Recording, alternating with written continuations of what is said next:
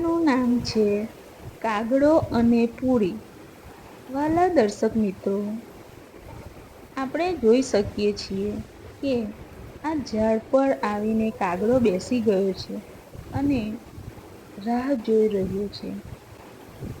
અને મમ્મીએ પૂરી બનાવીને તળીને સરસ મજાની વાડકામાં ભરી પણ રાખી છે. છતાં પણ આપણને એક વ્યક્તિની કમી છે.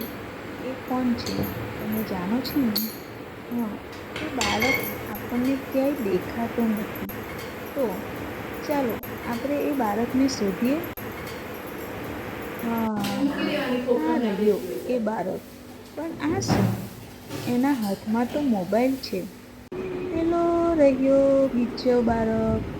પણ આ શું? એના હાથમાં પણ મોબાઈલ છે.